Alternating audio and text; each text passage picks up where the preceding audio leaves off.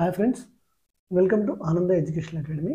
ఈరోజు మనం సెషన్లో టీఎస్టీఆర్టీ ఎస్జిటిలోని మ్యాథ్స్ కాంటెంట్ అంటే మనం బేసిక్ నుంచి చెప్తున్నాం. అందులోని క్లాస్ ఈరోజు స్టార్ట్ చేసుకుందాం. నిన్నటి వరకు మనకు మన సంఖ్యలను గురించి తెలుసుకుందామని సబ్ టాపిక్ చెప్పుకున్నాగా అందులో ఒక టాపిక్ మనం మిస్ అయింది. అదేంటంటే అది ఒకసారి చూసి నెక్స్ట్ ఈరోజు టాపిక్ వెళ్దాం. ఆరోహణ క్రమం అలాగే ఆరోహణ క్రమం.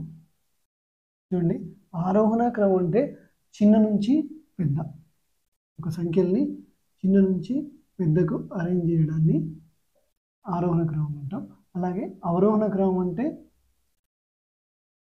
పెద్ద నుంచి చిన్న అరేంజ్ చేయడాన్ని మనం ఇంగ్లీష్లో అసెండింగ్ ఆర్డర్, డిసెండింగ్ ఆర్డర్ అని చదువుతుంటాం. ఇది సింపుల్గా గుర్తుపెట్టుకోవడం ఎలా అంటే మనం చిన్న లాజిక్గా ఏంటంటే సింపుల్, ఇవి 1 2 3 4 డిజిట్స్ ఉన్నాయి. తక్కువ నుంచి సెకండ్ ఎక్కువ, చిన్న నుంచి పెద్ద 1 2 3 4 5 డిజిట్స్ ఉన్నాయి. వీటి నుంచి ఇవి మనకు చిన్న ఇది పెద్ద, ఈ చిన్న నుంచి తక్కువకు వచ్చినాం. సో పెద్ద నుంచి చిన్న, చిన్న నుంచి పెద్ద, ఇలా మనం చిన్నప్పుడు గుర్తుపెట్టుకున్నాం. అది ఒకసారి గుర్తుంచుకోండి. ఇలాంటి ట్రిక్స్ ఎవరికోసం అంటే నాన్ మ్యాథ్స్ వాళ్ళకి చాలా యూజ్ అవుతూ ఉంటాయి. ఇది నిన్న దానిలో మనకు మిస్ అయిన చిన్న టాపిక్ ఆరోహణ క్రమం, అవరోహణ క్రమం. అలాగే ఈరోజు మనం చెప్పుకోబోయే సబ్ టాపిక్ ఏంటంటే సంఖ్యలతో ఆడుకుందాం. సంఖ్యలతో ఆడుకుందాం. ఇప్పుడు ఇది ఎందులో అంటే సంఖ్యా వ్యవస్థలో ఉంది, నెంబర్ సిస్టంలో ఉంది, రెండవ సబ్ టాపిక్. వీటికి సంబంధించిన టాపిక్స్ మనకు ఎక్కడెక్కడ ఉన్నాయంటే 3rd class, 4th class, 5th class, 6th class maths text బుక్స్లో మనం ఇప్పుడు చెప్పుకునే టాపిక్స్ యొక్క పాయింట్స్ మనకు కవర్ అవుతూ ఉంటాయి. 3rd, 4th, 5th, 6th సంఖ్యలతో ఆడుకుందాం అనే టాపిక్తో ఓకే. ఇప్పుడు స్టార్ట్ చేసినట్లయితే మనకు సరి సంఖ్యలు. సరి సంఖ్యలు అంటే ఏంటి? 2చే నిశ్చేషంగా భాగించబడే సంఖ్యల్ని సరి సంఖ్యలు అంటారు. అంటే 2, 4, 6, 8, 10, 12 సో ఇలా. నెక్స్ట్ బేసి సంఖ్యలు. సరి సంఖ్యల యొక్క సాధారణ రూపం చూడండి. సరి సంఖ్యల యొక్క సాధారణ రూపం ఏంటంటే 2 × n. n = 1 అయితే 2, 2 అయితే 4, 6, 8, 9 n ప్లేస్లో ఒక్కొక్క సబ్స్టిట్యూట్ చేస్తే సరి సంఖ్యలు వస్తాయని అర్థం. బేస్ సంఖ్యలు ఏంటంటే 2చే భాగిస్తే శేషం 1 వచ్చే సంఖ్యల్ని మనం బేస్ సంఖ్యలు అని అంటుంటాం. వీటి యొక్క సాధారణ రూపం ఏంటంటే 2n + 1 2n - 1. అంటే ఇవి ఏంటంటే చూడండి, బేస్ సంఖ్యలు 1 3 5 7 9 11 13 15 ఇలా ఉన్న వాటిని ఏమంటామంటే మనం బేస్ సంఖ్యలు అని అంటూ ఉంటాం. ఇప్పుడు n సరి సంఖ్య అయితే, n అనేది ఒక సరి సంఖ్య అయితే, కొంచెం పాయింట్స్లో గుర్తుపెట్టుకోండి. n అనేది ఒక సరి సంఖ్య అయితే అందులో చూడండి, n అనేది ఒక సరి సంఖ్య అయితే అందులో n/2 అనే సరి సంఖ్యలు అలాగే n/2 అనే బేస్ సంఖ్యలు ఉంటాయి అనేది గుర్తుపెట్టుకోండి. అంటే దీని అర్థం ఏంటి అంటే, ఫర్ సపోజ్ మనకు 6 అనేది తీసుకోండి. 6 అనే సరి సంఖ్యలో 6/2 అంటే 3 సరి సంఖ్యలు, అలాగే 6/2 అంటే 3 బేస్ సంఖ్యలు ఉంటాయి. అవసరమైతే చూడండి, 1 2 3 4 5 6. ఈ లోపు 6 అనే సరి సంఖ్య లోపు మనకు 3 సరి సంఖ్యలు, 3 బేస్ సంఖ్యలు ఉండడం జరుగుతుంది. ఇవి 3 సరి సంఖ్యలు, ఇవి 3 బేస్ సంఖ్యలు. అలా n అనేది సరి సంఖ్య అయితే n/2 సరి సంఖ్యలు, n/2 బేస్ సంఖ్యలు ఉండడం జరుగుతుంది. అలాగే n అనేది బేసి సంఖ్య అయితే ఇందులో n-1/2 సరి సంఖ్యలు ఉంటాయి, n+1/2 బేస్ సంఖ్యలు ఉంటాయి. ఇందులో n అంటే ఒకసారి ఎగ్జాంపుల్గా చూడండి, 7 అనే సంఖ్య లోపల ఎన్ని సరి సంఖ్యలు ఉంటాయి, ఎన్ని బేస్ సంఖ్యలు ఉంటాయి అంటే 7 - 1/2 that is equal 6/2 that is equal to 3 సరి సంఖ్యలు ఉంటాయి. 7 + 1/2 that is equal to 8/2 that is equal 4 base సంఖ్యలు ఉంటాయి. ఈవెన్ నెంబర్స్, ఆడ్ నెంబర్స్ అవసరమైతే చూడండి, 1 2 3 4 5 6 7 ఇందులో సరి సంఖ్యలు ఎన్ని ఉన్నాయి, 2 4 6 ఓకేనా. బేస్ సంఖ్యలు 1 3 5 7 బేస్ సంఖ్యలు ఉంటాయి. ఇలా మనం 7 ఎందుకు తీసుకున్నామంటే ఇలా సరి చూడడానికి సింపుల్గా ఉంటుంది అని తీసుకున్నాం. మీకు టైం ఉంటుంది, ఎక్కువ సంఖ్యలు పెద్ద సంఖ్యలు తీసుకొని చూడండి, ఓకేనా. నెక్స్ట్ ఇవి సరి సంఖ్యలు బేస్ సంఖ్యలకు సంబంధించి సాధారణ రూపాలు, వాటి మధ్యలో ఎన్ని ఉంటాయి అని అడిగినటువంటి ప్రశ్నలు. నెక్స్ట్ టాపిక్ వచ్చేసి ప్రధాన సంఖ్యలు. నెక్స్ట్ టాపిక్ వచ్చేసి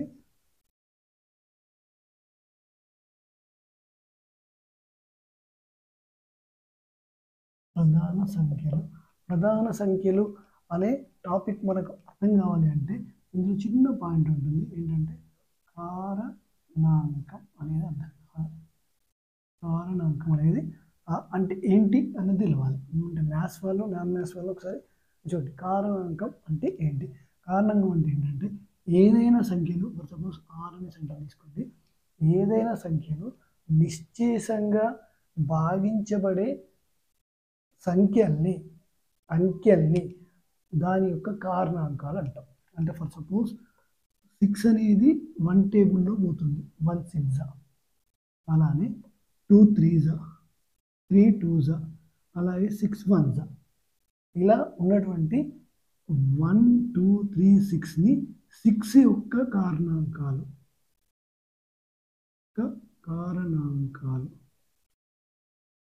అని చెప్పుకోవడం జరుగుతుంది. ఈ యొక్క పాయింట్ని గుర్తుపెట్టుకోండి. ఇది మనకు ఇంకా ముందు కూడా వస్తుంటుంది. కారణాంకం అంటే ఏంటంటే ఏదైనా సంఖ్య ఏ అంకెల్లో, ఏ సంఖ్యల్లో నిశ్శేషంగా భావించబడుతుందో వాటిని ఆ సంఖ్య యొక్క కారణాంకాలు అంటాం, ఫ్యాక్టర్స్, ఓకేనా. నిశ్శేషంగా అంటే శేషం 0 రావడం, అలా భావించబడితేనే కారణాంకం అంటాం. ఫర్ సపోజ్ ఒకసారి 9 తీసుకోండి. 9 తీసుకుంటే 1 టేబుల్లో మనం ఫస్ట్ నుంచి చూసుకుంటే అలాగే 1 టేబుల్లో పోతుంది, 1 9 సో 2 టేబుల్లో ఉండదు, 3 టేబుల్లో పోతుంది, మళ్ళీ 4 టేబుల్లో ఉండదు, 5 టేబుల్లో ఉండదు, 6 టేబుల్లో ఉండదు, 7 టేబుల్లో ఉండదు, 8 9 టేబుల్లో ఉంటుంది. అంటే 9 యొక్క కారణాంకాలు ఎన్ని, కారణాంకాలు 3, 6 యొక్క కారణాంకాలు ఎన్ని, 4. అవి ఏంటి అంటే 1 2 3 4. అవేంటి, ఇక్కడ 9 యొక్క కారణాంకాలు ఎన్ని అంటే 3 అంటున్నాం. అవేంటి అంటే 1 3 9. ఇలా కారణాంకాలు అనే టాపిక్ని గుర్తుపెట్టుకోండి. దీంతో మనకు ప్రధాన సంఖ్యలు అనేది మనకు లింక్ అయి ఉంటుంది. అంటే ఏంటంటే ఒక సంఖ్యకు, ఏదైనా సంఖ్యకు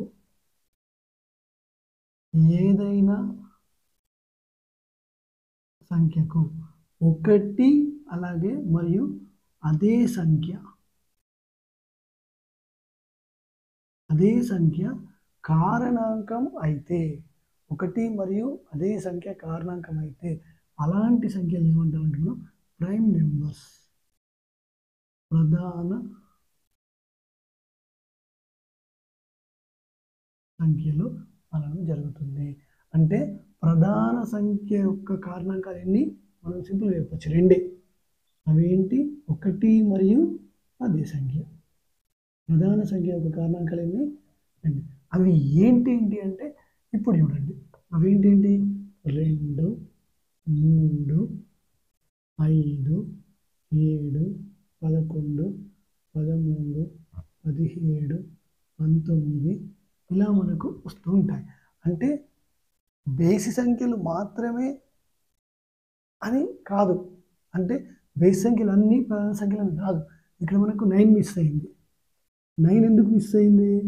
9 మనకు ఇందులో లేదు. ఎందుకు లేదు అంటే 9కి 1 9 కాకుండా 3 అనే కారణాంకం ఉంది. 1 మరియు అదే సంఖ్య కాకుండా ఇంకేదైనా కారణాంకం ఉంటే వాటిని మనం సంయుక్త సంఖ్యలు అంటాం. సంయుక్త సంఖ్యలు అంటే ఈ ప్రైమ్ నెంబర్స్ ప్రధాన సంఖ్యలు కానివన్నీ సంయుక్త సంఖ్యలు. ఆ విషయం గుర్తుపెట్టుకోండి.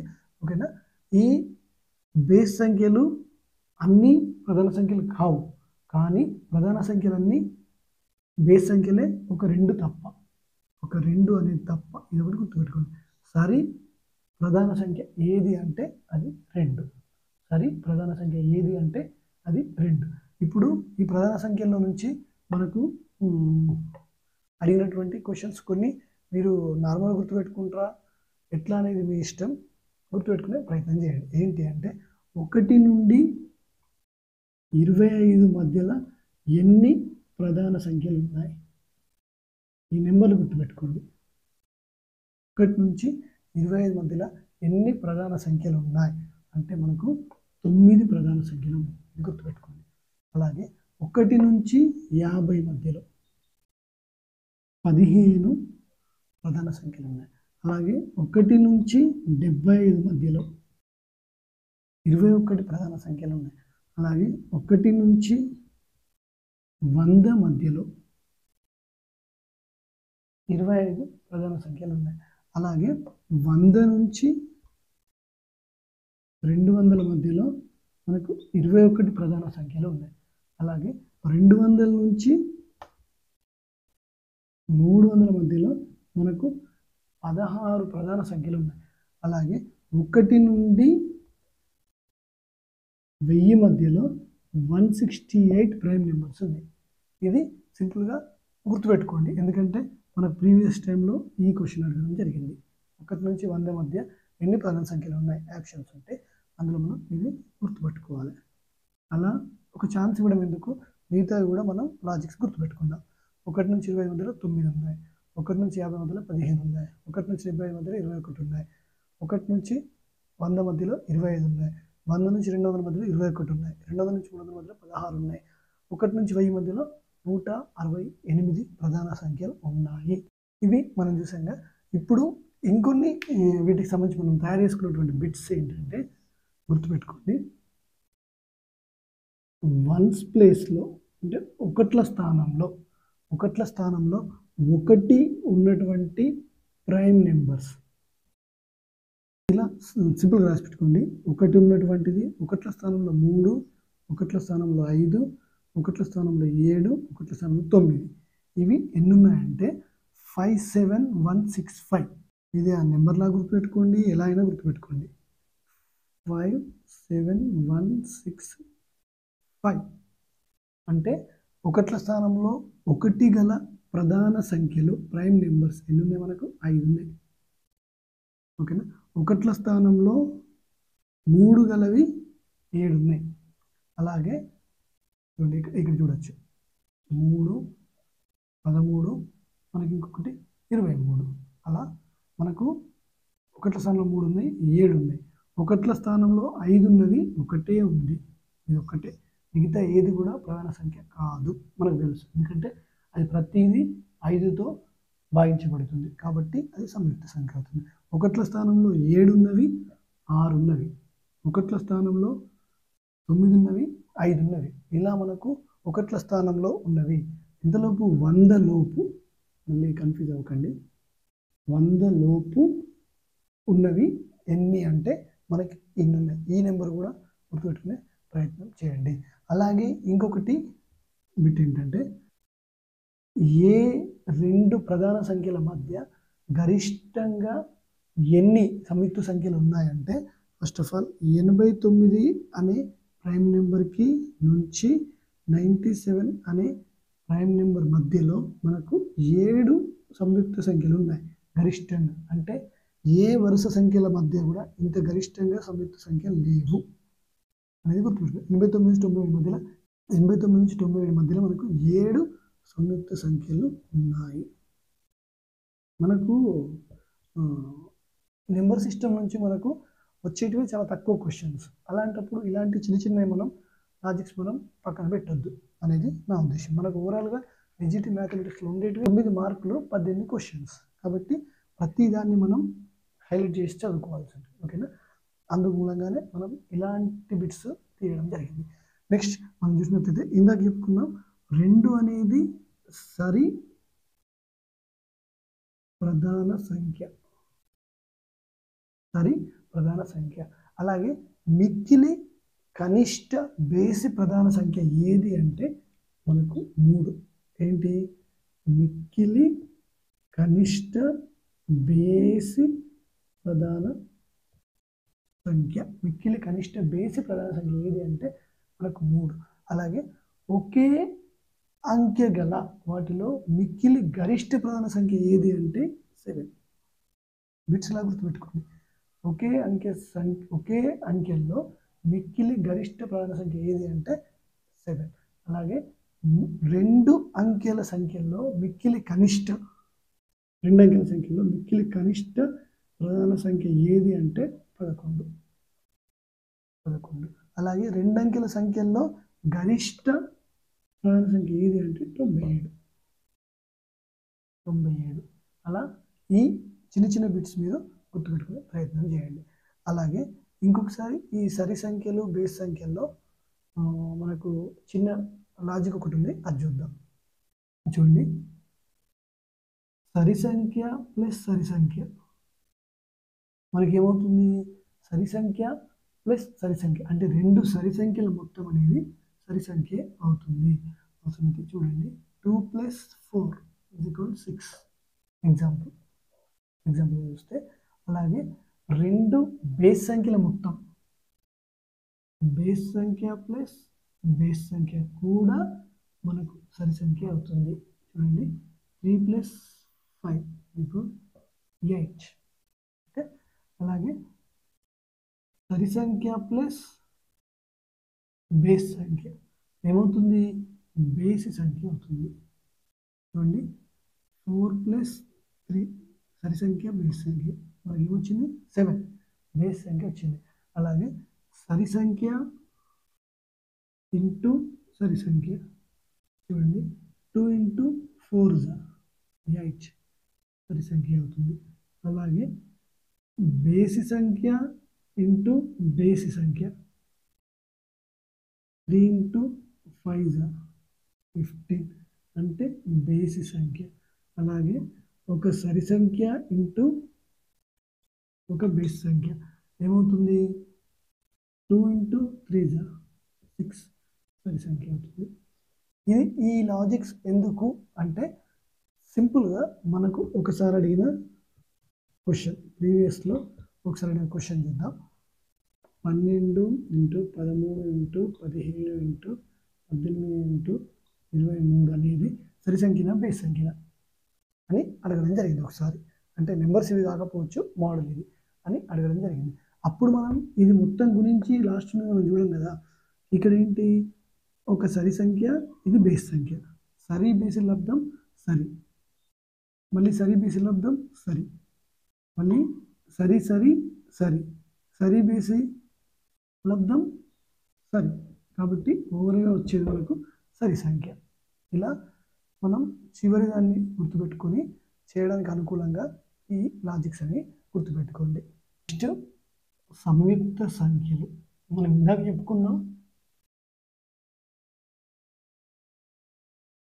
చెప్పుకున్న డెఫినేషన్ ఏంటి?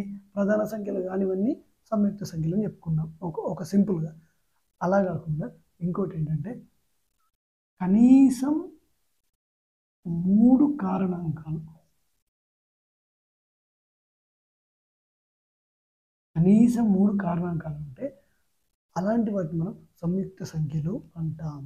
ఇప్పుడు దీన్ని మనం చేసినట్లయితే ఎక్కడి నుంచి ఉంటాయి? 4, 6, 8, 9, 10, 12, 14, 15, 16, 18 ఇలా ఉంటూ ఉంటాయి.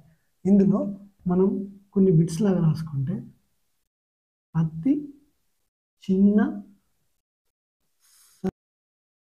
సంయుక్త సంఖ్య ఏమవుతుంది? మనకు 4 అవుతుంది. అలాగే అతి చిన్న బేసి సంయుక్త సంఖ్య ఏమవుతుంది? 9 అవుతుంది. అంతేనా? అతి చిన్న బేసి సంయుక్త సంఖ్య 9 అవుతుంది. అలాగే అతి చిన్న 2 అంకెల సంయుక్త సంఖ్య ఏది అంటే 10. ఓకేనా? అలాగే అతి చిన్న 2 అంకెల బేసి సంయుక్త సంఖ్య 15. ఇలా మనం బిట్స్ లాగా చూస్తే అలాగే అతి పెద్ద 2 అంకెల సంయుక్త సంఖ్య 99. ఇలా గుర్తుపెట్టుకోండి. వీటితో పాటు ఇంకొకటి ఏంటంటే మనకు 1 అనేది ప్రధాన సంఖ్య కాదు, అలాగే సంయుక్త సంఖ్య కూడా కాదు. ఇది కూడా నోట్ చేసి పెట్టుకోండి. 1 అనేది ప్రధాన సంఖ్య కాదు, అలాగే సంయుక్త సంఖ్య కూడా కాదు. ఇది గుర్తుపెట్టుకోండి. నెక్స్ట్ మనకు కవల ప్రధాన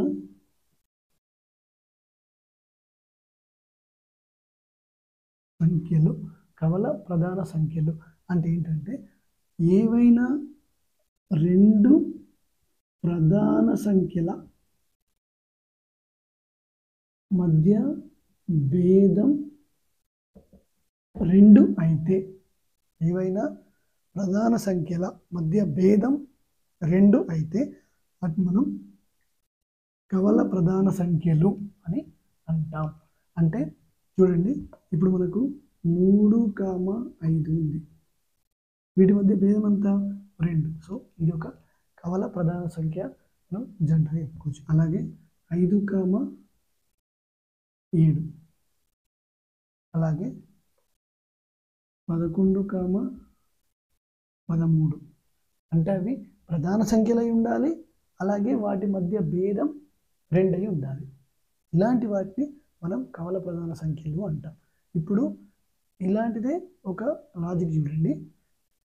1 నుంచి 25 మధ్య, అలాగే 1 నుంచి 50 మధ్య, 1 నుంచి 75 మధ్య, 1 నుంచి 100 మధ్య.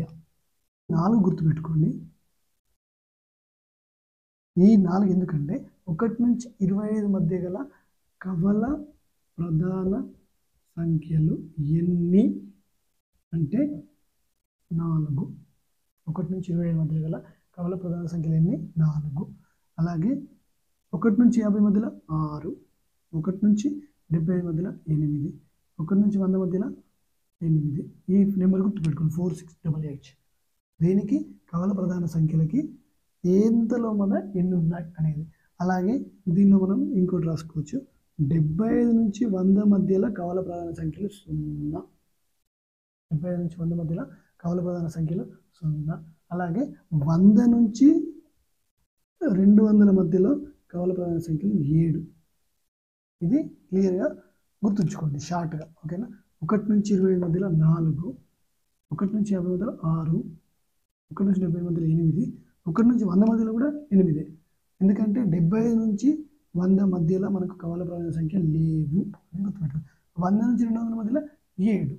ఇవి కవల ప్రధాన సంఖ్యలు. ఇందులో ఒక స్టేట్మెంట్ కూడా గుర్తుపెట్టుకోండి, కవల ప్రధాన సంఖ్యలన్నీ ప్రధాన సంఖ్యలు అవుతాయి. ఓకే, కానీ ప్రధాన సంఖ్యలన్నీ కవల ప్రధాన సంఖ్యలు కావలసిన అవసరం లేదు. ఈ స్టేట్మెంట్ గుర్తుపెట్టుకోండి. అంటే చూడండి, ఇప్పుడు ఇది కవల ప్రధాన సంఖ్య అనుకున్నాం, 3, 5 జంట. ఇవి ఖచ్చితంగా ప్రధాన సంఖ్యలే అవుతాయి. కానీ మనకు 7, 11 అనేది ఉన్నది. ఓకేనా? వీటి మధ్య భేదం 4, కాబట్టి ఇది మనకు కవల ప్రధాన సంఖ్య కాదు. ఈ 2 ప్రధాన సంఖ్యలే. స్టేట్మెంట్ ఏంటి? కవల ప్రధాన సంఖ్యలన్నీ ప్రధాన సంఖ్యలు అవుతాయి, కానీ ప్రధాన సంఖ్యలన్నీ కవల ప్రధాన సంఖ్యలు కానవసరం లేదు. నెక్స్ట్ మన టాపిక్ వచ్చేసి పరస్పర ప్రధాన సంఖ్యలు. వీటిని ఏమంటామంటే సాపేక్ష ప్రధాన సంఖ్యలు అనడం జరుగుతుంది. ఇప్పుడు చూడండి, ఇదేంటంటే కవల ప్రధాన సంఖ్యలు అంటే ఏంటి? ఏ 2 ప్రధాన సంఖ్యల మధ్య భేదం 2 అయితే వాటిని మనం కవల ప్రధాన సంఖ్యలు అంటారు. ఇప్పుడు ఇక్కడ డిఫరెంట్ ఏంటంటే పరస్పర ప్రధాన సంఖ్యలు ఏ రెండు సంఖ్యల యొక్క ఉమ్మడి కారణాంకం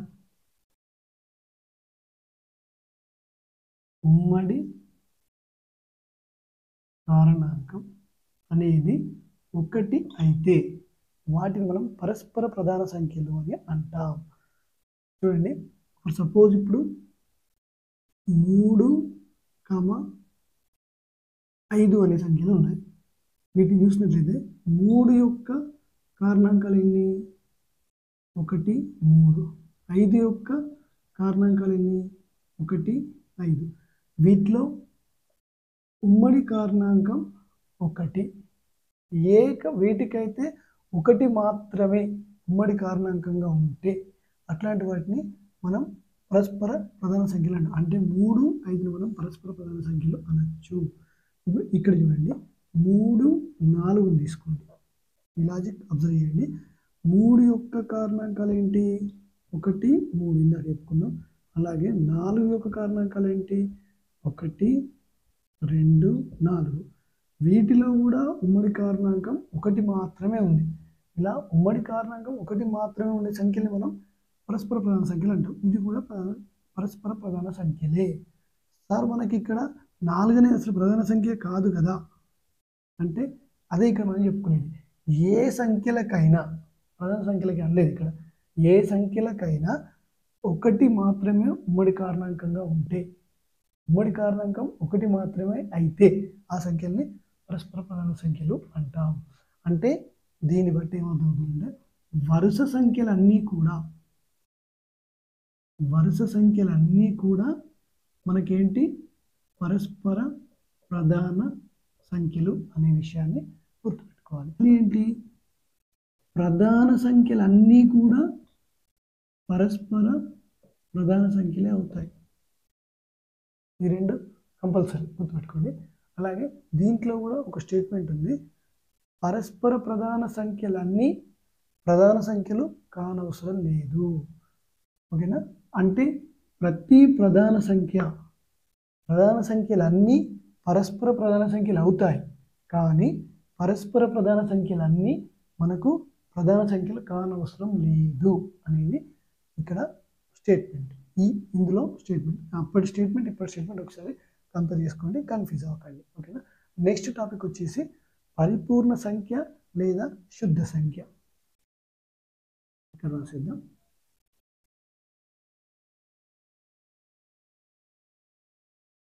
పరిపూర్ణ సంఖ్య లేదా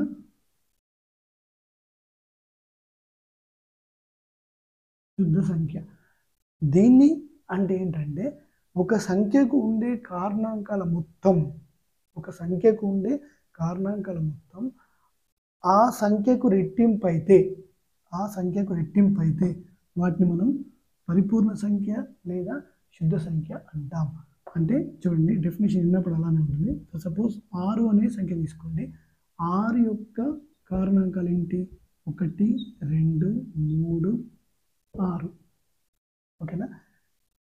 వీటి మొత్తం ఎంత అవుతుంది? 1 + 2 + 3 + 6 మొత్తం ఎంత అవుతుంది? 12 అవుతుంది. 6కు డబల్. కాబట్టి 6ను మనం పరిపూర్ణ సంఖ్య లేదా శుద్ధ సంఖ్య అని చెప్పుకోవచ్చు. అలాగే మనకు ఇంకొకటి ఏముంటుందంటే 28. ఓకేనా? ఇలా మనం రాసుకుంటూ వెళ్తే, మనం ఆల్రెడీ డైరెక్ట్ తీసాం కాబట్టి నేను డైరెక్ట్ చెప్పేశాను 28 అని. అలా మనం ఒక సింపుల్ లైన్ గుర్తుపెట్టుకోండి. 1 నుండి 100 మధ్యలో గల పరిపూర్ణ సంఖ్యలు ఎన్ని అంటే 2. అవేంటేంటి? 6, 8. సరే, 6, 28. ఇది గుర్తుపెట్టుకోండి. అంటే ఏంటి? ఒక సంఖ్యకు ఉండే కారణాంకాల మొత్తం అనేది ఆ సంఖ్యకు రెట్టింపు అయితే అటువంటి సంఖ్యలు మనం పరిపూర్ణ సంఖ్యలు అని అంటాం. ఈ పరిపూర్ణ సంఖ్యల విషయంలో మనకు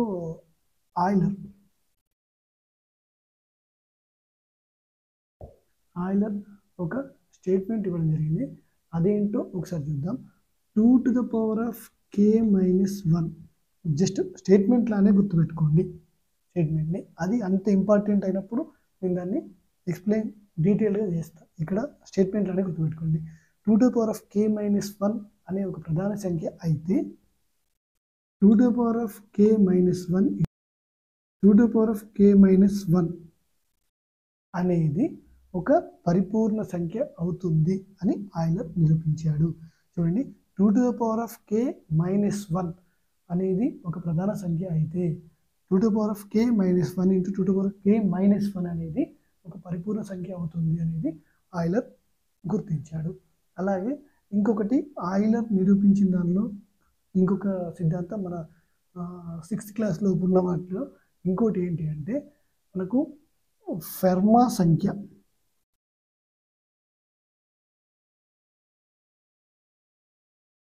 అంటే ఏంటంటే 2 to the power of n plus 1 2 to the power of n plus 1 ఈ రూపంలో ఉంటే దాన్ని మనం ఫెర్మా సంఖ్య అంటాం. ఇది గుర్తుపెట్టుకోండి, రూపం గుర్తుపెట్టుకోండి. అలాంటప్పుడు ఏమైందంటే n is equal to 1 2 3 4 n is equal to 1 2 3 4 వరకు ప్రతిది కూడా మనకు ప్రధాన సంఖ్య అవుతుంది. ప్రధాన సంఖ్య అవుతుంది. n is equal to 5 అయినప్పుడు మాత్రమే ఇది సంయుక్త సంఖ్య అవుతుంది అని ఆయిలర్ నిరూపించడం జరిగింది.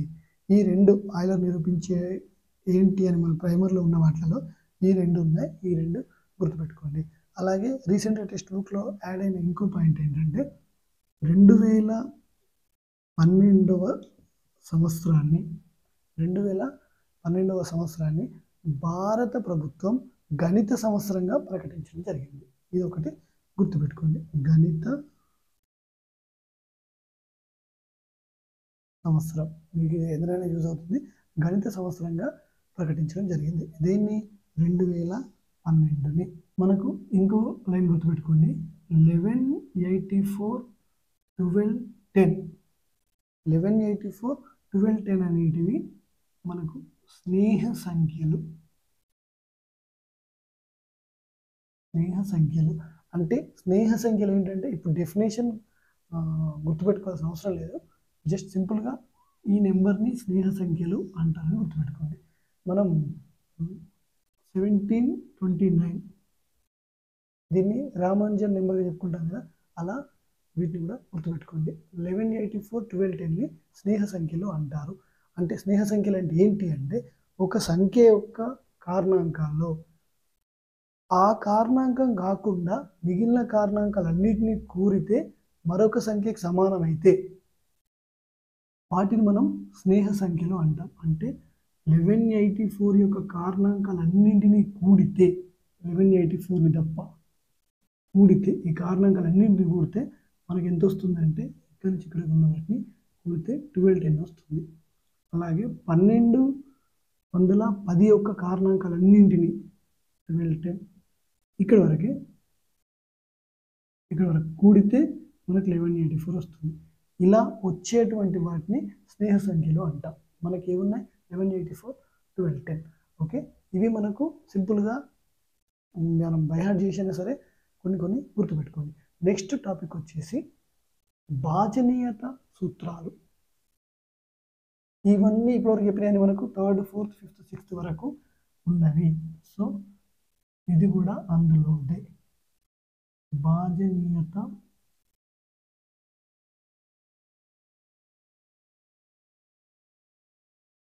సూత్రాలు అంటే ఒక సంఖ్య ఏ అంకెతో విశేషంగా భావించబడుతుంది అనేది మనం ఈ సూత్రాన్ని ఉపయోగించి సింపుల్గా చెప్పుకోవచ్చు.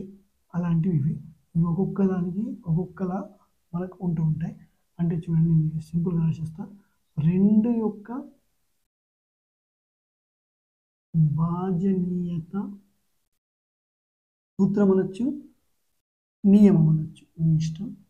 నియమం ఏమైనా ఉందా అంటే అదేంటంటే చూడండి, 2 యొక్క భాజనీయత నియమం సూత్రం ఏంటంటే 1ల స్థానంలో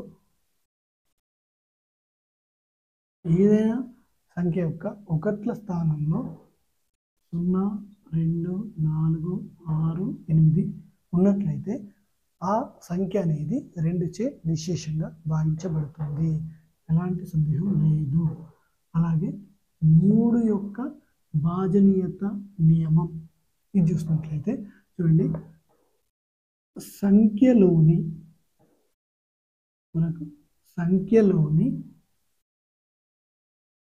అంకెల మొత్తం 3చే భాగించబడితే ఆ సంఖ్య కూడా 3 చేత నిశ్శేషంగా భాగించబడుతుంది. ఎగ్జాంపుల్స్ వేటికైతే అవసరమో అవే చెప్పుకుందాం. ప్రతి దానికి అవసరం ఉండదు. ఎందుకంటే ఇప్పుడు చూడండి, ఎగ్జాంపుల్ 348 2చే నిశ్శేషంగా భాగించబడుతుందా అని మనకు డౌట్ వస్తే మన సూత్రం ఏంటి? ఒకట్ల స్థానంలో 0, 2, 4, 6, 8 ఉండాలి. 8 ఉంది కాబట్టి 2చే నిశ్శేషంగా భాగించబడుతుంది. ఓకేనా? అలా దీనికి ఏంటంటే 765 తీసుకోండి. ఫర్ సపోజ్ 765 తీసుకున్నట్లయితే మనకేంటి? సంఖ్యలోని అంకెల మొత్తం అన్నారు. సంఖ్యలో ఎన్ని అంకెలు ఉన్నాయి? 3 అంకెలు ఉన్నాయి. 7, 6, 5 7, 6, 5 అంటే ఎంత? 7 + 6 13 18. 18 3 చేత భాగించబడుతుందా? 3 చేత భాగించబడుతుంది. చూడండి 6 అంటే ఈ 765 అనేది కూడా 3 చేత ఖచ్చితంగా భాగించబడుతుంది అనేది మనకు 3 యొక్క భాజనీయత సూత్రం. నెక్స్ట్ 4 యొక్క భాజనీయత సూత్రం. ఒక సంఖ్యలోని ఒకట్ల స్థానం, పదుల స్థానం, ఒకట్ల స్థానం, పదుల స్థానంలో ఉన్నటువంటి అంకెలు 4చే భాగించబడితే ఖచ్చితంగా ఆ సంఖ్య 4చే భాగించబడుతుంది. ఆ మొత్తం సంఖ్య కూడా 4చే భాగించబడుతుంది. ఫర్ సపోజ్ 784 అని ఉంది. ఓకేనా? ఇందులో ఒకట్ల స్థానంలో, పదుల స్థానంలో ఏముంది? 84 ఉంది. 84ని 4చే భాగించబడుతుందా? భాగించబడుతుంది 21లో. సో ఖచ్చితంగా 784 అనేది కూడా 4చే భాగించబడుతుంది. అలాగే నెక్స్ట్ 5 యొక్క భాజనీయత సూత్రం ఇక్కడ చేసేద్దాం. 5 యొక్క భాజనీయత నియమం ఏంటంటే, ఒకట్ల స్థానంలో ఇన్ వన్స్ ప్లేస్ 0 లేదా 5 ఉన్నట్లయితే, 0 కావచ్చు 5 కావచ్చు ఉన్నట్లయితే ఆ సంఖ్య ఖచ్చితంగా 5 చేత నిశ్శేషంగా భాగించబడుతుంది. నెక్స్ట్ 6 యొక్క భాజనీయత నియమం. 6 యొక్క భాజనీయత నియమం ఏంటంటే, ఒక సంఖ్య అనేది 2చే మరియు 3చే, 2చే మరియు 3చే నిశ్శేషంగా భాగించబడితే ఆ సంఖ్య ఖచ్చితంగా 6చే నిశ్శేషంగా భాగించబడుతుంది. అంటే ఇచ్చిన సంఖ్యని మనం చూడాలి, అది 2 చేత 3 చేత భాగించబడుతుందా అని. 2చే భాగించబడితేనే అది 6 చేత భాగించబడుతుంది. నెక్స్ట్ 7 యొక్క భాజనీయత నియమం. 7 యొక్క భాజనీయత నియమం ఏంటి అంటే, ఒక సంఖ్యలోని ఒకట్ల స్థానంలోని అంకెను 2చే గుణించి మిగతా సంఖ్య నుంచి మనం తీసేస్తే అది 7చే భాగించబడితే ఆ మొత్తం సంఖ్య 7చే నిశ్శేషంగా భాగించబడుతుంది. చూడండి, ఫర్ సపోజ్ 343 అని ఉంది. ఇందులో ఒకట్ల స్థానంలో ఏముంది? 3 ఉంది. 3ని 2చే భాగిస్తే 6 వస్తుంది. ఈ 6ని మిగతా సంఖ్య 34 నుంచి తీసేస్తే ఎంత వస్తుంది? 28 వస్తుంది. ఇప్పుడు ఈ 28 అనేది 7చే భాగించబడుతుందా? 7 4. సో ఖచ్చితంగా 343 అనేది కూడా 7చే నిశ్శేషంగా భాగించబడుతుంది అనేది మనకు 7 యొక్క భాజనీయత నియమం. నెక్స్ట్ చూసినట్లయితే 8 యొక్క భాజనీయత నియమం. ఇదేంటంటే సింపుల్, 2ది ఒకట్ల స్థానం చూసాం, 4ది 1 10వ స్థానం చేసాం. 8 ఏంటంటే 1's place, 10's place and 100's place. అంటే 1ల స్థానంలో ఉన్నది, 10ల స్థానంలో ఉన్నది, 100ల స్థానంలో ఉన్నది. ఆ చివర ఉన్న 3 అంకెలు కనుక మనకు 8చే భాగించబడితే ఆ టోటల్ సంఖ్య కూడా 8చే భాగించబడుతుంది. ఫర్ సపోజ్ 97,832 అనేది ఉంది. ఇది 8చే నిశేషంగా భాగించబడుతుందా అనే డౌట్ వస్తే 832 చూడాలి. 832 8చే భాగించబడుతుందా? 8 8 32 14. సో ఈ నెంబర్ టోటల్ కూడా 8చే నిశేషంగా భాగించబడుతుంది అనేది గుర్తుపెట్టుకోండి. నెక్స్ట్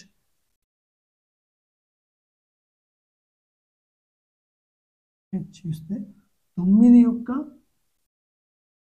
భాజనీయత నియమం. 9 యొక్క భాజనీయత ఏమిటంటే 3లానే ఆ అంకెలోని 3లానే ఆ సంఖ్యలోని అంకెల మొత్తం 3చే భాగించబడితే ఆ సంఖ్య మొత్తం 3చే భాగించబడుతుంది. ఇలాగే ఇక్కడ కూడా సంఖ్యలోని అంకెల మొత్తం అనేది 9చే నిశేషంగా భాగించబడితే ఆ టోటల్ సంఖ్య ఖచ్చితంగా 9చే నిశేషంగా భాగించబడుతుంది. నెక్స్ట్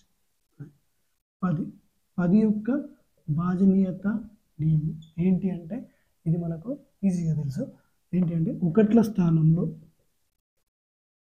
ఇన్ 1's ప్లేస్ మనకు 0 ఉన్నట్లయితే 1ల స్థానంలో 0 ఉన్నట్లయితే ఆ సంఖ్య 10చే నిశేషంగా భాగించబడుతుంది. నెక్స్ట్ లాస్ట్ వన్ 11 యొక్క భాజనీయత నియమం. 11 యొక్క భాజనీయత నియమం అంటే 11చే భాగించబడుతుందా లేదా అనేది మనం తెలుసుకునే నియమం. అదేంటంటే సంఖ్యలోని సరిస్థానాల, గుర్తుపెట్టుకోండి, సరిస్థానాల మొత్తం అలాగే సంఖ్యలోని బేసి స్థానాల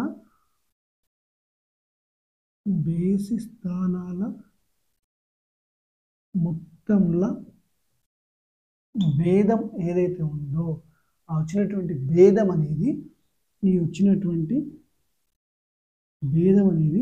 అయితే 0 కావాలి, లేదంటే 11 యొక్క గుణిజం కావాలి. 11 ఎక్కంలో వచ్చే నెంబర్లు కావాలి. అలా అయితే ఆ సంఖ్య మొత్తం 11చే నిశేషంగా భాగించబడుతుంది.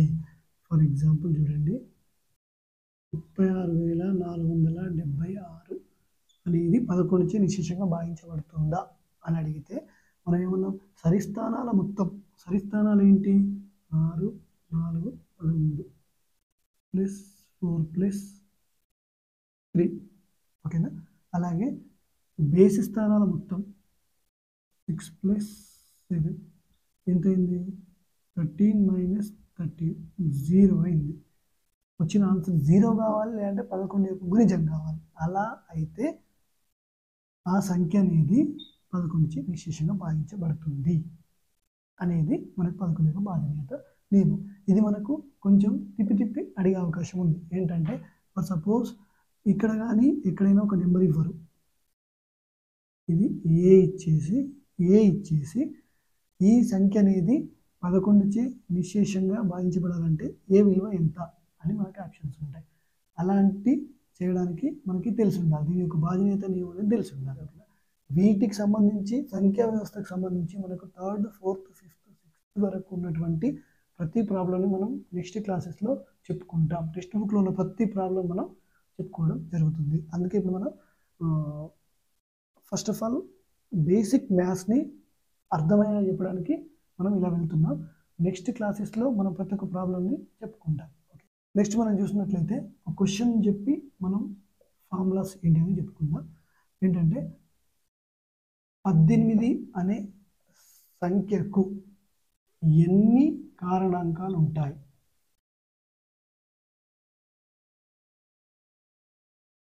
ఫస్ట్ వన్ ఇలాంటివి తెలవాలి అంటే ఫస్ట్ మనం ఏం చేయాలంటే 18 ప్రధాన సంఖ్యల లబ్ధంగా రాయాలి. ప్రధాన సంఖ్యల లబ్ధంగా రాయడం అంటే ఏంటి అంటే చూడండి, 18 ఫస్ట్ 2తో చేయాలి ఎప్పుడైనా కూడా. ప్రధాన సంఖ్యలతోనే చేస్తూ వెళ్ళాలి. ఓకేనా? 2తో చేస్తే 2 9ల, తర్వాత 2తో పోతుందా? పోదు. 3 3ల, అంటే ప్రధాన సంఖ్య లబ్ధంగా ఇలా రాయాలి. 2 into 3 into 3, that is equal 2 to the power of 1, 3 to the power of 2. ఇది గుర్తుపెట్టుకోండి. 18ని మనం 2 to the power of 1, 3 to the power of 2 అని రాయొచ్చు. అంటే ఒక నెంబర్ని 2 to the power of a into 3 to the power of b, next మనకు వస్తే 5 వస్తుంది. కంపల్సరీ 5తోనే చేస్తాం. ఇంకేదైనా పెద్ద సంఖ్య ఉంటే 5 to the power of c, next మనకు ప్రధాన సంఖ్య ఎంత? 7, 7తోనే చేస్తాం. డి. ఇలా మనం రాసినప్పుడు ఆ సంఖ్య గల కారణాంకాలు n యొక్క కారణాంకాల సంఖ్య అనేది a+1 into b+1 into c+1 into d+1 అనేది అవుతుంది. అంటే ఇలా నేను ఒకసారి చూద్దాం. మనకి 18 యొక్క కారణాంకాలు ఎన్ని అనుకున్నాం కదా. అంటే చూడండి, a+1 ఇంటూ b+1, ఇక్కడ a b రెండే వచ్చినాయి. పెద్ద నెంబర్ అయితే ఎక్కువ వస్తాయి. a ఎంత? 1, ఇది a, ఇది b, అంటే a1 + 1, b ఎంత? 2 + 1, అంటే ఏమని రాయొచ్చు? 1 + 1 2, 2 + 1 3, that equals 6. అంటే 18 నెంబర్కి 6 కారణాంకాలు ఉంటాయి అనేది మనకి సూత్రం ద్వారా తెలిసింది. అవునా కాదా అని చూద్దాం. ఎందుకంటే చిన్న సంఖ్యనే కాబట్టి మనం ఈజీగా చూడొచ్చు. 18 యొక్క కారణాంకాలు రాద్దాం. 18 యొక్క కారణాంకాలు ఏంటి? 1 18 యొక్క కారణాంకం, 2 9ల, 3 6ల, అలాగే 4 ఎక్కంలో 18 రాదు, 5 ఎక్కంలో 18 రాదు, 6 3ల, 7 ఎక్కంలో రాదు, 8 ఎక్కంలో రాదు, 9 2ల. చూడండి, ఎప్పుడైతే రివర్స్ అవుతాయో మళ్ళీ ఇవే వస్తాయి. సో 18 1ల, మధ్యలో ఎక్కడ కూడా 9 ఎక్కం నుంచి 18 ఎక్కం మధ్యలో ఎక్కడ కూడా 18 రాదు. సో ఎన్ని ఉన్నాయి కారణాంకాలు? 1 2 3 4 5 6 వచ్చాయి. ఆన్సర్ 6. ఇది చిన్నది కాబట్టి మనం వేసి చూడగలిగాం. పెద్ద నెంబర్లు ఉన్నప్పుడు వాటికి ఎన్ని కారణాంకాలు ఉంటాయంటే దాన్ని మనం ప్రధాన సంఖ్య లబ్ధంగా రాసి వాటిని ఏబిసిలో చేసి a+1 b+1 c+1 మనం గుణిస్తే వచ్చేస్తుంది. ఇది ఫార్ములా 1. ఫార్ములా 2 చూసినట్లయితే దీనికి సరి కారణాంకాలు ఎన్ని? సరి కారణాంకాల సంఖ్య అంటే ఎన్ని ఉన్నాయి అనేది మనకు తెలవాలంటే a into b+1 c+1 d+1 ఇలా ప్రొలాంగ్ చేస్తూ ఇలా రాయాలి. అంటే ఏమవుతుంది? మనకి ఇందులో 18 చూస్తే 18 దగ్గర సరి కారణాంకాలు ఎన్ని ఉన్నాయి 18కి అంటే చూడండి, a అంటే ఎంత? 1, b అంటే ఎంత? 2, 2 + 1, దట్ ఈక్వల్ సిడీలు లేవు. ఇందులో నెంబర్ పెద్దగా ఉంటేనే సిడీలు ఉంటాయి. సో 1 into 3 అంటే మనకు సరి కారణాంకాలు ఎన్ని ఉంటాయి? 3 ఉంటాయి. అవునా కాదా? చూడండి, ఇది సరి సంఖ్య, సరి సంఖ్య, సరి సంఖ్య. సరి కారణాంకాలు ఎన్ని? 3 ఉన్నాయి. ఓకేనా? నెక్స్ట్ 3 చూడండి, బేసి కారణాంకాల సంఖ్య. బేసి కారణాంకాల సంఖ్య అంటే మనం ఇలా చేయాలి, b+1 c+1 d+1 మాత్రమే చేయాలి. అంటే ఏంటి? b అంటే ఎంత? ఇక్కడ 2, 2 + 1 అంటే ఎంత? 3. బేసి కారణాంకాలు ఏవేవి? 1 3 9, 3 ఉన్నాయి. ఓకేనా? దీని యొక్క బేసి కారణాంకాలు అంటే ఇక్కడ 18 యొక్క బేసి కారణాంకాలు ఎన్ని? 3. నెంబర్ పెద్ద ఉన్నప్పుడు ఈ ఫార్ములా మనకు ఖచ్చితంగా యూజ్ అవుతుంది. అలాగే కారణాంకాల మొత్తం ఎంత, కారణాంకాల లబ్ధం ఎంత, వాటికి కూడా మనకు ఫార్ములా ఉంది, చూద్దాం. ఇప్పుడు చూసినట్లయితే n అనే సంఖ్య యొక్క కారణాంకాల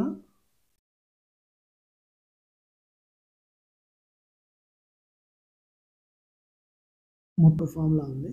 2 to the power of a+1 minus 1/2 minus 1 into 3 to the power of b+1 minus 1/3 minus 1, 5 to the power of c+1 minus 1 by 5 minus 1 ఇలా ఉంటుంది. అండ్ నెక్స్ట్ ఏం వస్తుంది మనకు 7 to the power of d plus 1 minus 1 by 5 minus 1. ఇది కారణాంకాల మొత్తానికి. ఒకసారి మనం 18కి చూస్తాం. 18 యొక్క కారణాంకాల మొత్తం ఎంత? మనం నిజానికైతే ఏం చేస్తాం, 18కి ఉన్న కారణాంకాలు ఎన్ని రాస్తాం, వాటిని కూడి చేస్తాం. అంత టైం వేస్ట్ చేయదు కాబట్టి ఈ ఫార్ములా అంటే చూడండి, ఏ ప్లేస్లో ఎంత 1, బి ప్లేస్లో 2, సి లేదు 18కి. So 2 to the power of 1 plus 1 minus 1 by 2 minus 1 into 3 to the power of b plus 2 plus 1 minus 1 by 3 minus 1. ఈ రెండు చేస్తే 2 to the power of 2 minus 1 by 1. అలాగే 3 to the power of 3 minus 1 by 2. దీన్ని simplify చేస్తే 2 to the power of 2 4 minus 1 by 1 కాబట్టి అవసరం లేదు. అలాగే 3 to the power of 3 అంటే 27. 3 to the power of 3 అంటే ఎంత, 3 into 3 into 3, 3 3 is 9, 9 3 is 27, minus 1 by 2 అంటే ఎంత అవుతుంది, 4 minus 1 అంటే 3 into 27 by 2 26, 13 అంటే ఎంత, 13 3 is 39. అంటే 18 యొక్క కారణాంకాల మొత్తం 39 అనేది మన ఫార్ములా ద్వారా వచ్చింది. నిజమా కాదా చూద్దాం. 18 యొక్క కారణాంకాలు ఎంత, 1 2 3 6 9 18 అనేది 18 యొక్క కారణాంకాలు. ఇది కూడండి ఒకసారి. 2 plus 3 1 plus 2 3 6 12 12 plus 9 21 21 plus 18 9 3 39. ఇది ఫార్ములా. ఇది చిన్న నెంబర్ కాబట్టి మనం కూడగలిగాం. అదే పెద్ద నెంబర్ అయితే మనం కూడలేం కాబట్టి ఈ ఫార్ములా గుర్తుపెట్టుకోవాలి అనేది ఉద్దేశం. అలాగే n కారణాంకాల లబ్ధం, n కారణాంకాల లబ్ధం ఇదేంటంటే n to the power of 1 by 2 into a plus 1 b plus 1 c plus 1. ఇది మనకు చూసుకోవచ్చు. n కారణాంకాల లబ్ధం అంటే 18 యొక్క కారణాంకాల లబ్ధం ఎంత అంటే చూడండి, 18 ఘాతం 1 by 2 ఇంటూ a అంటే 1 1 plus 1, b అంటే 2 2 plus 1. ఇది మనం చేసినట్లయితే చూడండి, 18 ఘాతం 1 by 2 ఇంటూ 2 ఇంటూ 3, 2 plus 1 అంటే 3. 18 ఘాతం 1 by 2 ఇంటూ 6 3 అంటే 18 పవర్ 3. 18ని 3 టైమ్స్ గుణించండి, అది వీటి యొక్క లబ్ధానికి సమానం అవుతుంది. అంటే 1 into 2 into 3 into 6 into 9 into 18కి సమానం అవుతుంది. ఒకసారి టెస్ట్ చేద్దామంటే క్యాలిక్యులేటర్తో సహా టెస్ట్ చేసి చూడండి. ఇది మనకు ఫార్ములా. ఇవి మనకు సంఖ్యా వ్యవస్థలోని సెకండ్ టాపిక్ అయిన సంఖ్యలతో ఆడుకుందాం అంటే ఎందులో 3rd class 4th 5th 6thకి సంబంధించిన బేసిక్స్ కాన్సెప్ట్స్. మనం ఇప్పుడు కాన్సెప్ట్సే మాట్లాడుతున్నాం కాబట్టి ఈ కాన్సెప్ట్స్ వీటిపైన same to same problems text బుక్లో ఏమున్నామని మనం నెక్స్ట్ క్లాస్లో చెప్పుకుందాం. ఓకేనా? Okay friends, bye.